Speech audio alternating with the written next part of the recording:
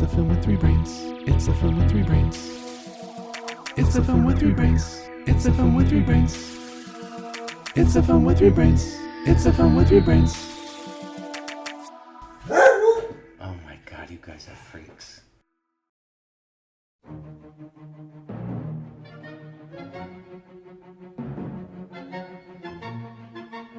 Test pilot Tuck Pendleton wants to make history.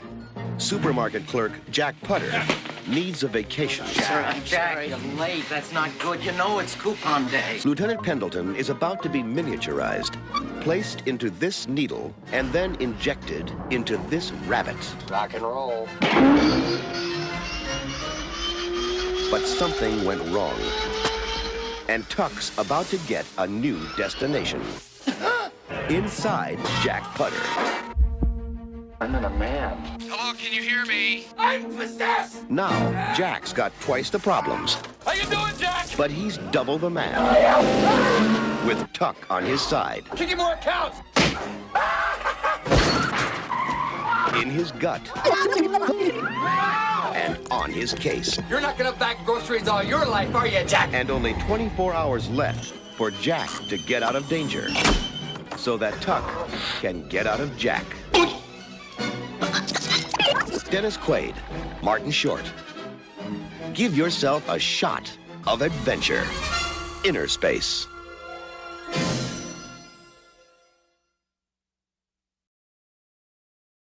Hello, welcome to the Film with Three Brains. I am Cohen in Maplewood. And I am Sean in Wisconsin. Sam in San Francisco.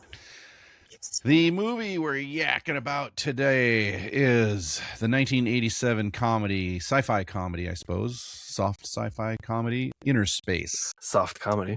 Soft comedy, starring Martin Short, what's his name? Dennis Quaid. Dennis Quaid, wow, and Meg Ryan. I think this might be the movie where they met before, and then they got married later. But anyway, directed by Joe Dante of Gremlins fame. Pretty popular movie, I think, right at the time, from the late 80s, mid to late 80s. People saw it. Yeah. I haven't seen it. I can't remember the last time I saw it. It is quite possible I haven't seen it since it came out, or like when it came out on video after. Yeah, I'm pretty there sure was a lot going on. Video. I had totally forgotten about, and I never knew what was going to happen next. It was all and like, and the whole ending. Like I'm like, what? Oh, okay. I don't remember that. I don't think that's just your Swiss cheese memory. I think that's just because it's a bizarre ass movie. It is. I wouldn't say it was unenjoyable. It wasn't hilarious, but I smiled a lot, I would say. Like, I really like Martin Short, and I like Dennis Quaid. I'm a little ambivalent regarding Meg Ryan. I've never felt one way or the other. I was like, oh, she's fine. But yeah, I don't know. What do you guys think? You go, Oh, Sean or whatever. okay. Sean or whatever. Well, or whatever. It pretty much sums up my feelings. It's a movie. It's a movie that I can laugh at more than laugh with. I mean, I did chuckle a little bit because I like you. I think Martin Short, how he tries to basically be Jerry Lewis, is pretty entertaining Mm-hmm. on its own. But in the context of the movie, the humor is just I don't know. I mean, the whole movie is just wildly uneven and nuts. But yeah, I can't, like, as far as nostalgia, or I didn't have much. I've seen it. This is probably my second time seeing it. Maybe third. I saw it 5-10 years ago in bits and pieces, and I remember thinking, oh, that's not what I remember at all. But yeah, just the half shrunken villains, and there's just so much. I mean, you can't blame it for giving up too soon or something. It really kept going, just kept throwing stuff in there. Yeah. But the end result is like, what? Especially the ending is, I mean, the Martin Short arc is kind of weird to me. You know, like his kissing Meg Ryan at just the right times and Yeah. quasi romance. That's a bit weird, but I mean, It didn't everything's even make weird, so- sense to me. Just Like, that part. Well, that part in particular really stood out because I was like, why would she want to kiss him? Like, I mean, there's other Yeah. questions that come up along the way, I suppose. Like, I don't know that they knew what type of movie they were making. I think that sometimes they were maybe trying to make an action movie, and sometimes they were trying to make a comedy, and somewhere in between they were doing neither. Like, it just, I felt like, I don't know, like, it didn't draw me in. Like, as stupid as it sounds, I felt like I was just watching it happen. Mm-hmm. And I was never really buying into any of it. Like, Yeah. Like, it doesn't, the suspension of disbelief didn't happen. It just never really comes together. You know, like the sum of its parts is not impressive. It's not lightning in a bottle at all. It's like, to me, it's sort of like, it's an interesting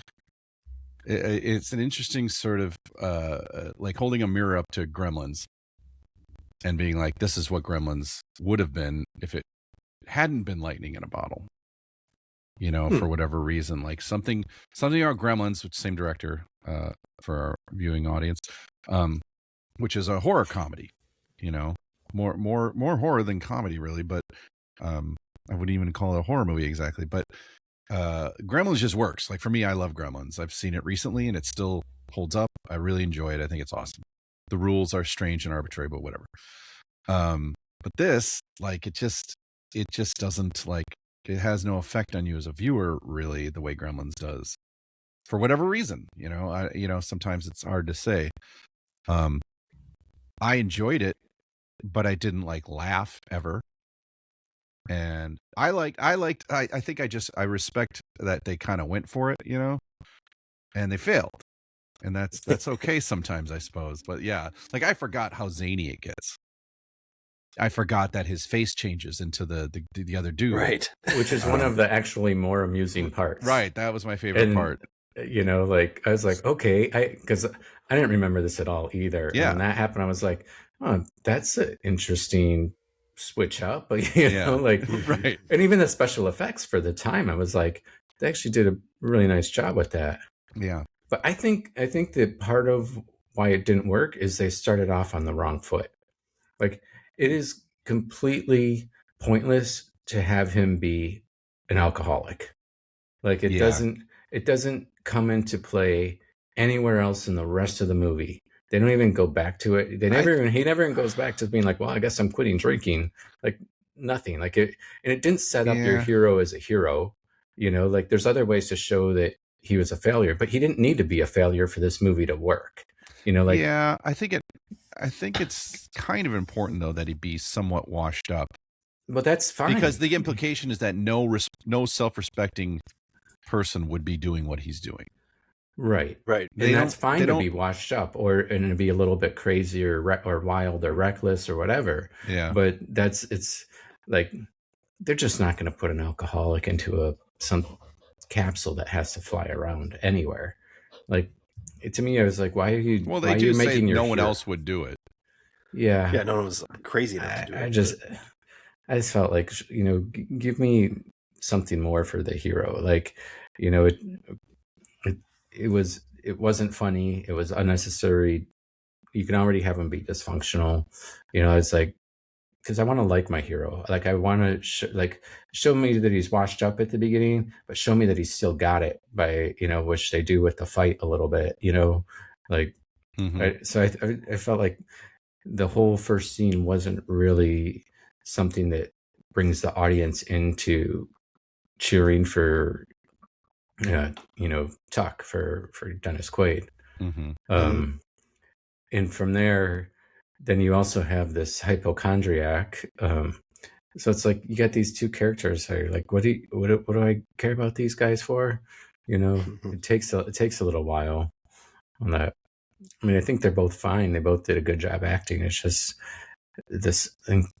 I think if you're going to have a comedy, like, action movie than start off with a comedy and action instead of, like a hypochondriac and an alcoholic, Mm-hmm.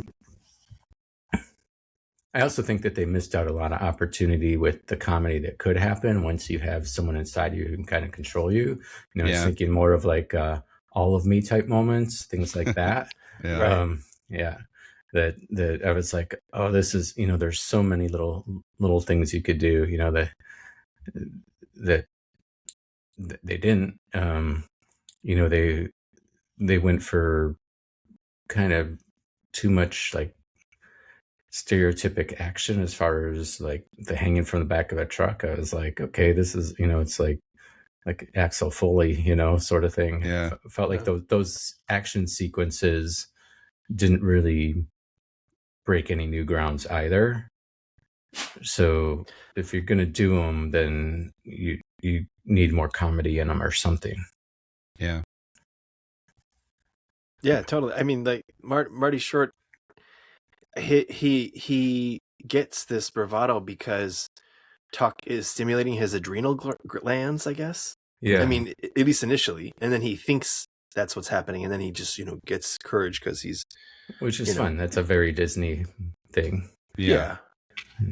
I mean, we don't have to go into the anatomy, but I mean, the fact that he's like, well, I studied up on rabbits is just kind of funny to me. Like, oh, Right. Okay, you're way out of your depth now because it's not a rabbit and it's a human. Yeah. It's a bloodstream. There's cardiovascular.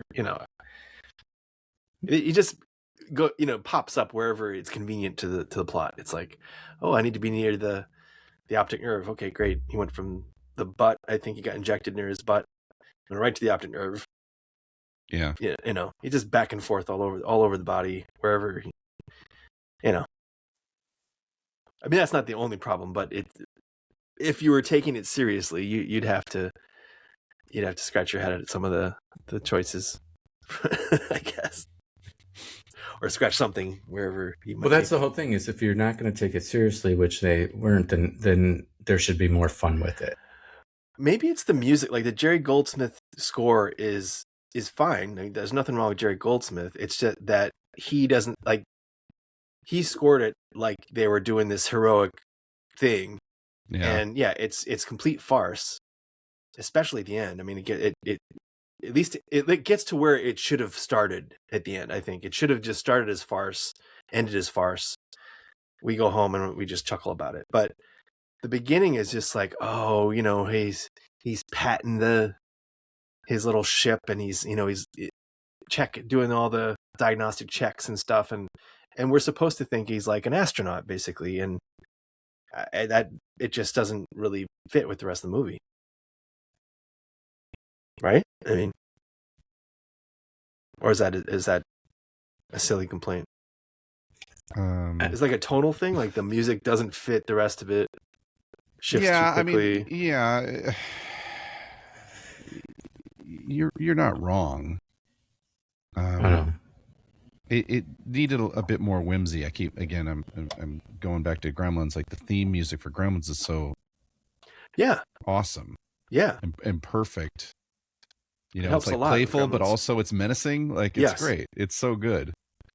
And this doesn't have anything like that. And it's interesting. Like I was reading about it, and it's funny you said Jerry Lewis, Sean, because like Joe Dante was offered this and he turned it down because it was originally written as like not a comedy, it's like a sci-fi, like a spy thriller kind of thing, or like a straight action movie or whatever. And then it was rewritten for whatever reason to be a comedy, like a sci-fi comedy. And Joe Dante was interested then, and he agreed to do it because he was fascinated by the idea of having Dean Martin injected with Jerry Lewis. Right. Reverse that. Having Dean Martin injected into Jerry Lewis, and that was sort of his whole concept for the movie. And it shows. His original idea was that it'd be Michael J. Fox injected into Arnold Schwarzenegger. Yeah. Or do you mean that backwards? I mean, Arnold Schwarzenegger injected into Michael J. Fox? Right. Yeah. I also read that for a while they wanted Woody Allen to play the Martin Short character. And Woody Allen wanted to do it, but he couldn't because he was under contract from another studio and they wouldn't let him. That would have been interesting. Just a little, because, I mean, Woody Allen's performance. Woody Allen's Woody Allen in all his Right, movies, and it's always grounded, and it's like he the interesting thing about Woody Allen, I think, is that he plays zany as a straight man, if that makes any sense. Like he's the one who has all the jokes. He's the one who, but his delivery is always deadpan, and he's always delivering it more like less like Jerry Lewis and more like what's his nuts? I just blanked. Anyway, I guess my point is, I think it would have worked for this. Well, I mean, Woody Allen is the typical hypochondriac underdog sort of character, right? Which is why I think Marty Short is a little like, he has probably too much personality to be this like Shrinking Violet cashier guy. Like, yeah, it's almost like he goes into his doctor, and I mean, he's bouncing off the walls, telling stories. He's got all this personality, yet he's like, well, but I'm just. And then the answer is just, well, you need a vacation, you need to relax and chill out, stuff like that.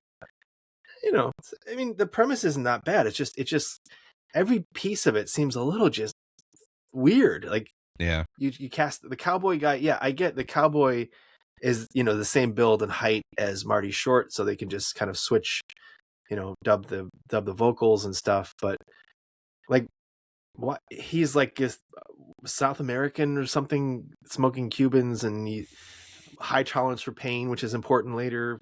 Everything is like really briefly important for just a second. Like, who's got hairspray? I'm allergic to hairspray at the end. Like, oh yeah, I remember that from 2 hours ago. But I mean, that's your big reveal, is like, oh, okay, that's his moment. Right. So many weird little touches that in a better movie, I think would have been, not seemingly out of nowhere, or not out of nowhere, but just like not trying to piece it. Like it just, you can see the threads of everything getting held together. Yeah. It just felt like it could break at any moment. Yeah. I mean, the screenwriting is like, the script is, it's okay. It just seems like they're trying a little too hard. Nothing feels terribly organic. It all feels like, I feel like the writer's sort of fingerprints are all over it. Like you just said about the hairspray, it's pretty clunky. Yep. It's a weird detail to begin with. And then to have it be relevant later just calls attention to it again, all over again in an unnatural way. And there's somehow inside of a lab, someone would have a bottle of hairspray on them. Like, right. I mean, I did think it was kind of funny when he squirted Moose, and he's like, "This is Moose." Moose. I don't know. That cracked me up. Which is like a slapstick moment, like, speaking of slapstick, there's like a disappearing person talking to us. Yeah, it's so bizarre. It just totally vanished. You just shrunk down to microscopic size. Help me. If you're listening to us, this joke will be lost on you, but go to YouTube. But if you're watching YouTube, you've got a really unobstructed view of Bryce Canyon. Sam's background has taken over. Well, I like what people said about, like, Dennis Quaid's like, it's a dumb, stupid comedy, which is exactly what people need in the summertime. Yeah, it's very idiotic, and I love it. We encounter every dumb, stupid cliche in the book. Leave your brain at home, and you'll have a good time. And that helps. Yeah, I mean, at least he knows what he's doing, like what kind of movie he's doing. Right. I like the screenplay and the screenwriter's quote. Chip Proser. Yeah, I was looking for that. What was it? He says, "I never actually been able to sit through it all at once. They don't pay me to watch this crap. I just wear a mask to cash the check." Wow. The screenwriter can't sit through his own movie. That's great. That's funny. I mean, come on. You should be proud. They made your story into a movie.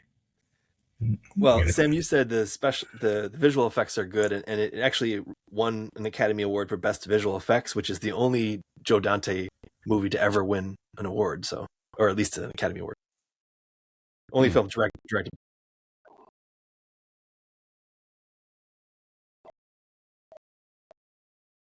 Yeah. And I really enjoyed, like, shrinking down the guy and the girl to half their normal size was a little goofy and maybe not in the best way, but I did enjoy sort of them interacting with all the oversized shit. And yeah, in the phone booth, I thought it was pretty funny. Yeah. All right, hold on, everyone, pause. I just got a thing that says S's recording has stopped. Something went wrong. They're not being recorded anymore. Everyone else is still being recorded. Ask S to refresh, then rejoin from a regular browser, not incognito. Incognito? It might be because you disappeared. He is incognito, all right. I guess so, yeah. Yeah, let's try that. We'll continue with two brains. Or 2/3 of one brain. As we do. If you have never, I'm just going to prattle on as I do. Well, we can just wait a second if you want. I can just cut this out. Tomato. He's back. Look at that. We can see him. Yeah. All right. It's not like I ever say anything important anyway. That's not true. All right. Anyway. Okay. So did we lose anything? I don't know. We don't know. Nothing that can't be fixed. It's, it's like an oxygen tank that just needs to, I'm struggling for a good example from the movie. Well, look, it's like stomach acid that washes everything clean, including the bad guy. If our recording's a little disjointed, it's not like anyone will notice. They all of a sudden switch subjects. What happened? We never do that. Yeah. Anyway, yeah. So we were saying about. I was just saying that the oversized sets and props and everything I found pretty amusing. Yeah, I mean, if Peter Jackson can get massive praise for doing the same kind of thing, we should at least acknowledge that they did some interesting shrinky stuff. Yeah. Yeah, it was fun. Somebody worked hard on that. No, I mean, if I may, the ending is the weirdest sort of summary / continuation / what I mean. Okay, so we it's the denouement and everything, and we jump to the wedding. They're finally getting married, and he's in the wedding, and what's her name from the grocery store is there catching the bouquet and whatever, all that stuff. But he's like, not a chance. I quit. And then he jumps in the convertible and races after them because isn't there he recognizes in the trunk? Cowboy? No, he sees the cowboy's boots as the cowboy's the driver. Yeah. He's like, that was the cowboy. Yeah. So he knows they're in danger and he's going off to save them. Yep. It's fine. It's just like, what? I mean, we've already gone through 2 hours of mayhem. What's a little more? But I mean, do we really think there's another adventure where they're trying for a sequel here? Or is it just so we know that he's not going to settle for status quo? He's going to like keep doing this adventure stuff. I guess. But so. I just didn't. I mean, sorry. No, you're right, because it's not like they're carrying around the copies of the microchip for their wedding. Well, but they are cufflinks. What was that about? Like, no one noticed their you noticed my cufflinks. Like, yeah. What exactly? Why the hell would anyone notice your cufflinks? That he has the greatest scientific advancement ever made into cufflinks, and no one cares. Yeah, no one would know. Nobody knows what the cufflinks are. It's just one more goofy thing. Like you can't analyze any of the movie. Like, why would bad guys have an exact lab that functions but not have the other piece? Like, right. Wait, you built everything to work, including your own version of the capsule, and like, but you need these guys? Like, what? I missed one crucial chip. Right. And yet their lab was super clean and futuristic. Yes. And had easily understandable buttons, whereas the original lab was chaotic and messy, and the head scientist was kind of mumbling to himself the entire time and seemed barely in control of the whole thing. Yep. I think the whole thing really just doesn't work because the pod is too much like the Explorer's pod. So so the whole time you're watching yeah. So it's just poisoning your mind subtly the whole time. You're like, explorers. Explorers. If you're new to our podcast, The Explorers is a long-standing thing with go back like 150 Yeah. movie reviews and torture yourself. I mean, at the time, it was our best review. Don't get me wrong. Well, I'm just saying it comes up from time. It's kind of like a Rooftops thing, like where it Yeah. comes up occasionally. And Howard the Duck. Howard the Duck. Or Howard the Duck. Well, I was thinking about Howard the Duck because Really? yes, I think. I mean, as good-natured and somewhat watchable as this movie is, I think I might rewatch Howard the Duck before I rewatch this movie. Whoa, no. I agree. That's you would watch Well, Howard the Duck before watching this again? I mean, I would. Granted, it's been a long time. Like it's been that was early days for us. It's been like 3 or 4 like years. 200 episodes or so back. Yeah. And I mean, maybe time, is working its magic again. I'm No, nostalgic but- already, but This is stubbing your toe. Like Howard the Duck is like having your foot chopped off, and it's just a couple years later, and you're like, "That's not that bad," because you just stubbed your other toe. I'm like, no. well, if the wound is cauterized and you're, I don't know. Yeah. Maybe it's not worth defining which is worse. But I mean, there's plenty to look at. Like Spielberg is attached to this, but is only an executive producer. So like, when did he decide? I don't know about this movie. I mean, he was curious about it, and a lot of things happened, but ultimately, I mean, the movie poster says Spielberg presents or something, right? A Joe Dante film. Yeah. Doesn't? Yeah, it It's- does. it's Spielberg like- presents on top of Innerspace and then a Joe Dante film below it. Right. You know, So they're cashing in on the Spielberg name. Oh yeah. But- they could. I mean, it's funny because Joe Dante says that this failed because the marketing failed and the movie thought that was poster funny, too. failed. And the movie didn't really fail in the long run. Like it was one of the biggest VHS movie releases like ever, at least for the 80s. And so, on a budget of 27 million, it made 95 million Oh, yeah. estimate. Like That's it's a impressive. success. Like as goofy as it is, it's a success. And maybe Dennis Quaid is right. Like the world needed something mindless for summer, and this does it. And it has enough wackiness and laughs, or I don't know, it really has so many laughs, but it has enough of it that people liked it. I mean, I don't know. They even like even the bathroom scene where they're talking about when he's, they could have gone more on that when he's talking to himself in the bathroom and the guy thinks he's talking to his weenie. Like there was like everything is just touched upon. They could have milked all these jokes for more, or better. What does the guy Also, say? He says, Play with it, but don't talk to it. Yeah, Right. I thought that was a kind of a crummy line too. Right. Like it's not a good payoff for the scene. Right. But that's like they needed a real comedian to go through and make this funnier and go all comedy. Like Mm-hmm. the Yeah. science fiction and like this is something that has the ability to be should have been made with the same mindset of Austin Powers. Like it should have been kind of goofy the whole way. Not Naked Gun, but like an Austin Powers sort of thing. Like enough plot there to hold all the jokes together. And not the other way around. Not like, hey, there's enough science fiction here to make a story, because it's not. Mm-hmm. Yeah, because it's a reboot or a remake of Fantastic Voyage, but it could be a parody and probably work better that way, right? Yeah. Yeah. Although I don't know if I've seen Fantastic Voyage, have I? 1966 or something. Well, I mean, it's the same. We understand the idea that somebody goes inside a human body with a spaceship. Yeah. That's all you And- need to know. Why is the cochlea not encased in bone? I was wondering when you bring that up. It's like they showed the eardrum and him latching on and whatever. It's like, that's totally fine. You didn't even need to show the cochlea. I don't know. I know. Well, what about- it's a goofy No, I'm- complaint. I like those complaints because, like, what about the laser? He sort of rips into blood vessel. Oh blindly. yeah, like right. Yeah, exactly. Like, what are the Yeah, rules? right next to the tricuspid valve. Yeah.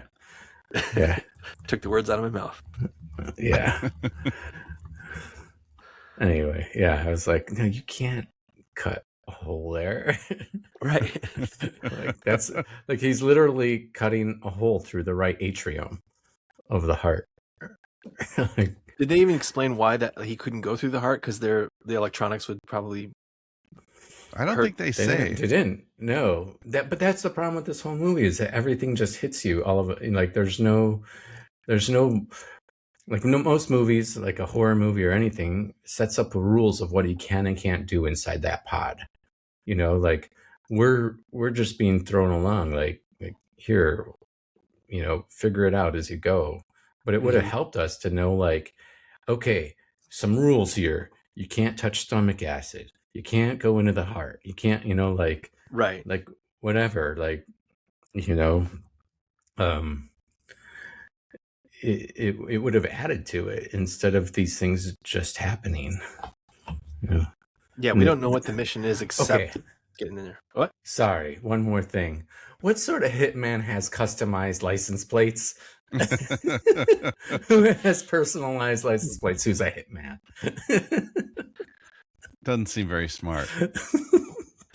Like, well, it's really easy to remember his license plate. It says Snap on. But why? Because his hand is 'Cause fake his and hand it snaps on. Snaps I on. guess, but And they didn't even make one Darth Vader reference or Luke Skywalker. Right. So, or even Well- like a James Bond reference. Yeah. right, anything. Man. Anyway, like I said, Well- it's just Vernon Wells is we talked about him showing up for Weird Science. Was it Weird Science? Okay, Weird Science. Yeah, Weird 86. Science. And Commando, where he's the And big bad Commando. guy. And then He's- he did this one after that. Like he had just did he come for Commando and then stay for Weird Science? I can't remember how that went I down. don't remember either. What I think is strange is he looks so so much more menacing in Innerspace than he does in Commando. Yeah. Like He it's does. so odd. Like whoever made him look the way he looked in Commando should be fired for sure.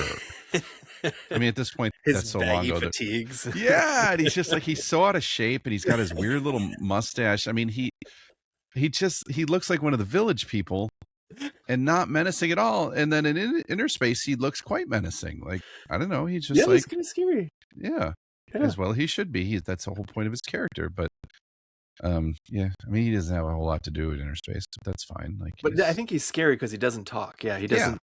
He doesn't say. yeah, Yeah. yeah, he doesn't have like Cheesy lines. What is he Australian? Is that his? Yeah, Australian. he is. Yeah, and his voice is is pitched a little higher than you expect from. Yeah. Oh, Commando. Such a good movie. Such a good movie. He was in The Road Warrior. And the That's- Road yeah. Warrior. Right. And Right. He's basically playing the same character in Weird Science. Yeah. The finger gun is fun, but my problem with that scene, I actually rewound it because I was like, when did he actually get shot? It was right when he did the finger gun. And actually, I think Vernon Wells and the mall itself are probably a double up from Commando, right? Isn't that the gallery? Oh yeah, it is. You're right. Yeah. So right away, I was like, oh, Vernon Wells in that thing. But I mean, there's a little bit of blood on his back. And then time he gets off the elevator, there's a big spot of blood and he's clearly dying and he jabs the syringe and all that stuff. But just a little bit of, more focus on the actual, oh, I'm shooting this guy or I just wounded this guy Mm-hmm. versus the kid with, blown his smoking finger and the kid was like, oh no, who's that? Like, again, I guess that's the comedy outweighed the action or the continuity sort of aspects of it, but Yeah. it was just confusing to me. I'm easily confused, but Yeah. what can you do? We don't do double ups, mention them much anymore because we've reviewed like every movie that's ever made. Yeah, we but- ran out of gas, I think. It About did take 50, me a 60 second episodes. with Henry Gibson. I was like, who? I'm like, I recognize this guy. And finally it was like, oh, the Blues Brothers. Mm-hmm. Yeah. Okay. And we haven't done the Burbs yet either. We haven't done the have we? Burbs. Yeah. No. I always think of him from the Burbs actually before Blues Brothers. The head of the newspaper is in shoot, what's that crazy Charlie Kaufman thing we did? Adaptation or no? The other one, the one with the time. Inside being John Malkovich. Yes, thank you. Oh. Yeah. He was in that. There's a couple of fun little cameo things, but yeah, unless you're nerding out like we do, you probably are not really that interested in it.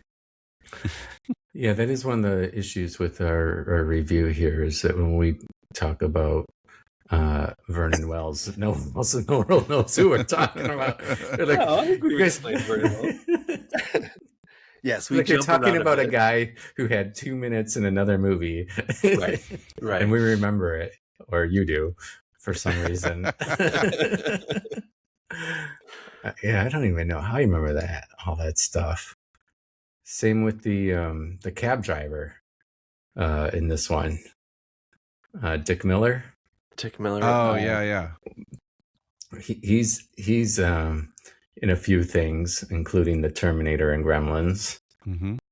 You know, as soon as I saw him, I was like, you guys probably know exactly what he's from. Yeah. I always had think to of look at him. Gremlins. Yeah, he's in the Burbs too. Mm-hmm. Everybody's in the Burbs. Yeah, That's also Joe Dante. Yeah, that's for Dante. He's got I his only saw that guys. movie once. I saw it in the theater. No, Oh, yeah? that's it. I bet So we'll I don't get know a how you chance guys to review remember any of that. Burbs is pretty memorable, mostly. Yeah. Well, I couldn't remember the names, but since we're talking about Martin Short and we did Strange Brew and we talked about SCTV, there's those Yeah. two people in the Joe waiting Flaherty room. showed up, and Joe Flaherty. I yeah, wouldn't and- have known his name until I read it. and the lady whose name I forget. Yes, they're both from that SCTV. Yeah. TV. I mean, Joe Flaherty for me is always from Happy Gilmore, Yeah. because he's the guy. Jackass. Yeah, yeah, exactly. Yeah. Yeah, it's quite a crew. I mean, the Candy, Eugene Levy, all those guys, Yeah. and Sure. Catherine O'Hara. Yeah, Quite a crew. indeed. Well, I mean, sometimes when you run out of things to say about a movie, you have to talk about minutia because the movie's just not keeping your attention. Yeah. Yeah, I don't. Did we ever even give a synopsis for this one? Good luck. Should I? I'll take a crack at it. We're less than 20 seconds. We're 30 minutes in, so why not? So there's a lab who has perfected miniaturization, and they need a test pilot to fly their pod into a human. And into a rabbit. Into a rabbit. Right. And so Dennis Quaid plays sort of a washed up test pilot who volunteers to do it because no one else would. And there's some corporate espionage going on. And in the middle of their experiment, when he's supposed to be injected into a rabbit, he accidentally gets injected into Martin Short, who's just a grocery store clerk. And then it's sort of a race to get the technology, to steal the technology, but also to find them and get them back up to normal size before what is it? I forgot how long. It's like 24 hours, 9 a.m. 24 hours. Yeah, 24 hours or something, or otherwise you can't get them back to the normal size. Meg Ryan he had an oxygen issue, I guess. Is that what it is? Yeah. Oh, right. He runs out of oxygen. Yeah. Which is dumb because he can stick a flask out to catch booze, but he can't. Right. He can't get some air Go to the lungs in there. Like you talk about about pressurization, that's fine, but then they totally negate the thing they just said. Right. That's the problem with this movie. I mean, I guess you could argue that it's like there's a pressurization chamber and then or like an airlock, basically. Yeah. But then if there's an airlock, then you can get oxygen. Like, anyway. Yeah. Since we're stopping for 1 second, how did he get into the syringe itself? I mean, it was just he did they just said start the centrifuge and he's spinning around like crazy, and then all of a sudden he's in the syringe. Like the syringe was over here, I don't know. Okay, sorry. It doesn't matter. Please continue. I mean, yeah, you're not wrong.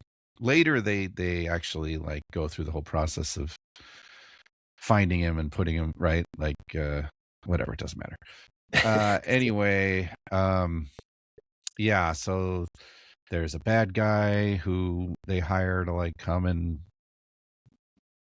What's he supposed to do again? I don't even remember. I'm failing at even the synopsis. My brain. Bad guy's supposed to steal the second microchip that allows the tiny thing to be made back at large again. Right. You need 2 microchips, and they have one, and Tuck, Dennis Quaid has the other. He's miniaturized with him, right?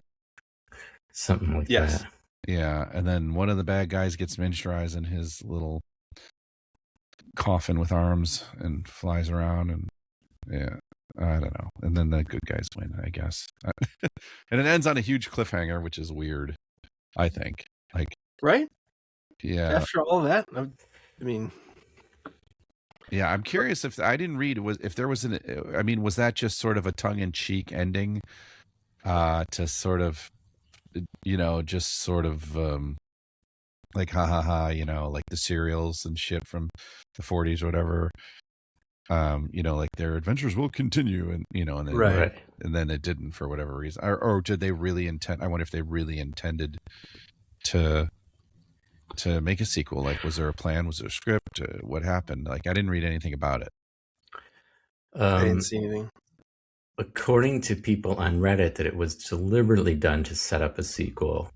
That this was going to. They thought it was going to do really good, and that they would set it up for a sequel, and then it underperformed at the box office and didn't happen. And because it's on Reddit, it must be true. Yeah, for sure. Totally. Huh. I mean, I'd be curious. I mean, it's like there's room to play with this story, in a sequel.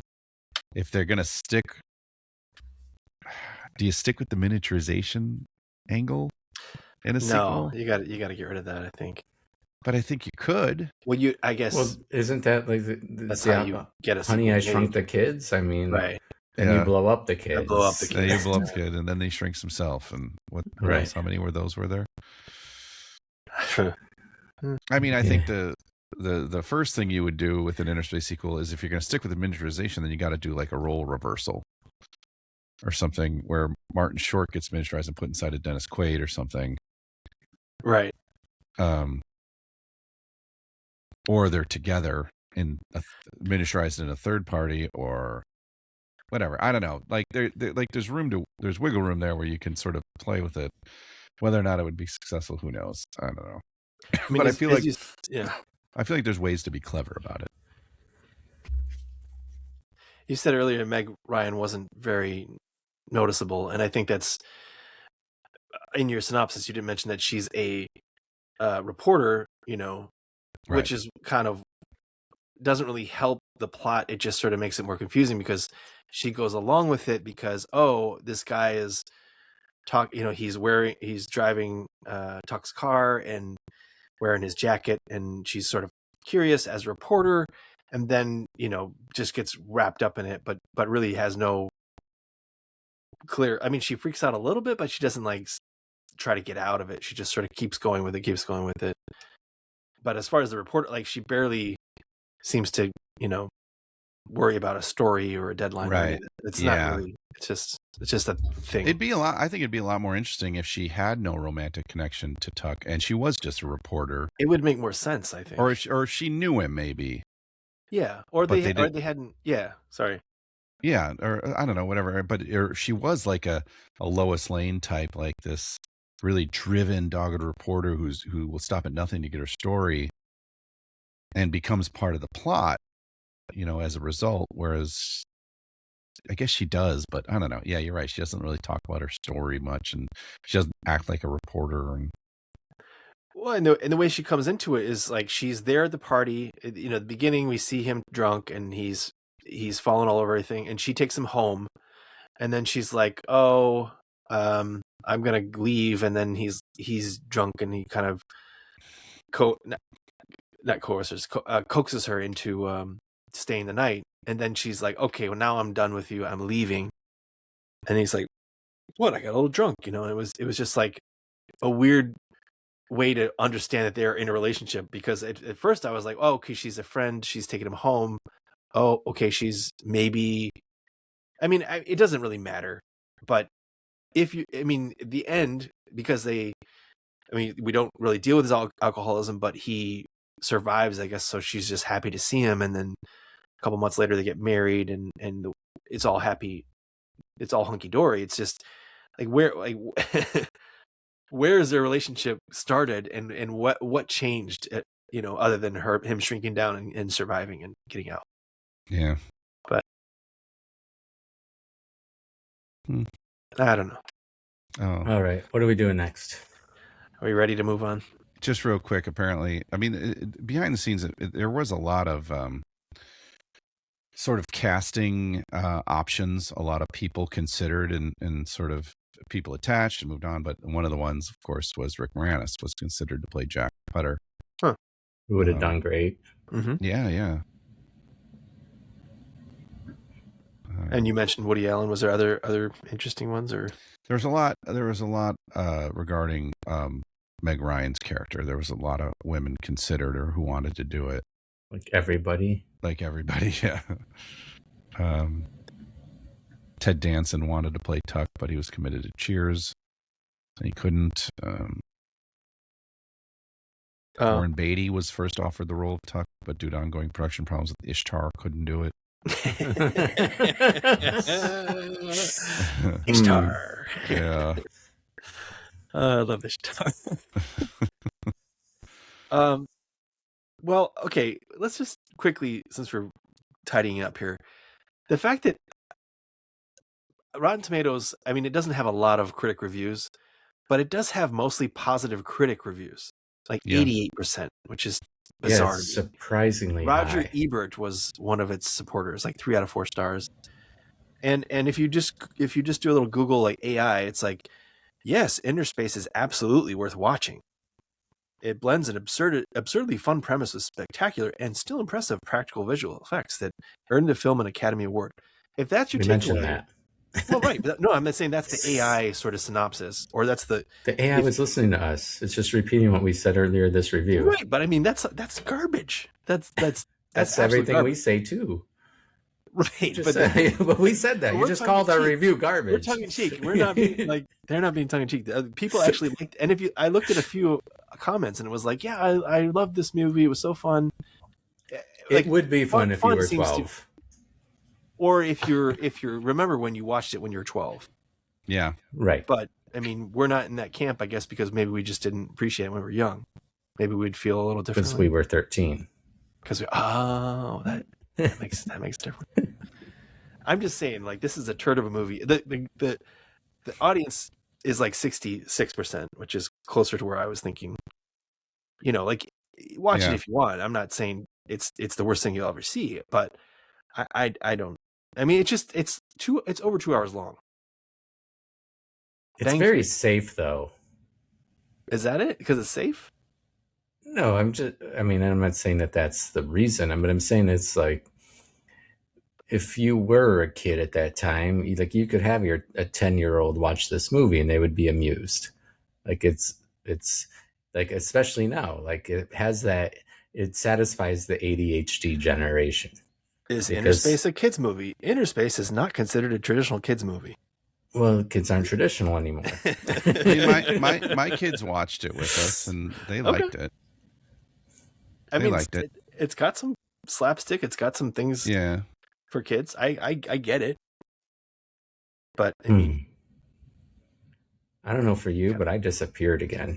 You did disappear. Yeah, we don't see you in many ways. Yeah. No, just visually, You're right. You're right here with us, and you are here with us for this next movie. If you are ready to, we're going into the 90s. No, I'm going to stick around in the 80s. Sweet. Yeah, never a bad choice for us, right? Okay, this is I can't believe we haven't picked it. We haven't done this one yet. You can guess the year if you want. It's in 1984. 83. 81. Oh, So Oh. early 80s. It is a rated PG. As a lot of, it's a rated PG, but by today's standards, there's no way it should be PG. Comedy? There's some comedy. I wouldn't say it's comedy. It's action. Oh. The screenwriter directed. This would probably give it away for Cohen. Silverado. you picking Raiders of the Lost Ark, huh? Raiders of the damn Lost Oh, Ark. wow. That was Lawrence Kasdan, by the way. Yeah. I was gonna say like some lesser, like Alfred Molina. That probably would give it away. John Rhys Davies. When you said 81 action, I was like, that's probably Raiders of the Lost Ark. And then Yeah, you said, I mean, you you- said the Silverado thing. I was like, yeah. that was for you. I thought you might get that one. It is widely available, especially if you have a Disney or Hulu or Paramount. It's all over this at the current time of Sweet. recording. Sweet. I remember So- when I first saw it. I do too. I'm looking forward to talk about that first viewing. Yep. It's mind blowing. This has been our best review yet. Camera yeah. blowing as well, huh? Yes. Short circuited your camera Yeah. with our awesomeness. Well, hopefully my really important audio comes through. Well, we still hear you. You're with us always. Yep. Indeed. All right. Well, this has been Innerspace. Thank you for listening.